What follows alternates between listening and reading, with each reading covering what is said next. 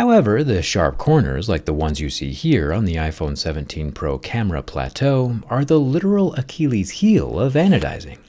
It's the weakest point of the coating, since there's not enough substrate or aluminum at that sharp corner to securely hold the top aluminum oxide in place. The cliff Apple has milled into the aluminum has no chamfer, bevel, or fillet, and it's about as straight up and down as aluminum can get. Part of me is curious if just rubbing the Pro on a table is enough to snap those corners off of the camera plateau.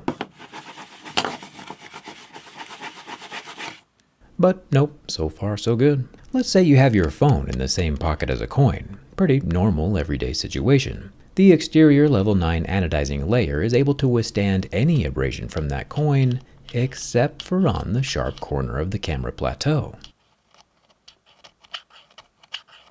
The corner of the plateau is rubbed off and gone. What about keys though? We've tested keys on anodizing before, and everywhere the oxide has been allowed to secure itself to the aluminum is protected from scratching, except for the sharp corner of the camera plateau. Again, after one incursion with a foreign object, that corner is now gone.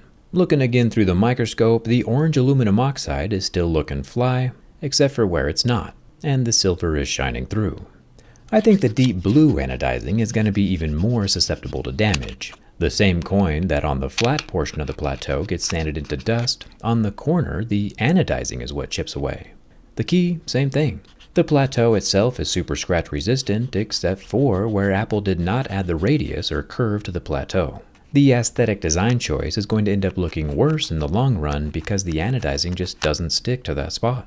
It's a tad weird that Apple would do this. It's a well-known phenomenon, and there are several international standards for anodizing sharp corners. On the blue camera shelf, you can see how a good chunk of that anodizing near the edge just sheared off like an iceberg in the Arctic. And don't get me wrong, I am a massive fan of this new iPhone design. Less glass and more aluminum is always a good thing when it comes to durability. These chips are purely cosmetic and won't affect the functionality of the phone. Just remember when damage does happen that it's not your imagination and not your fault. It's Apple's design because anodizing doesn't stick to corners.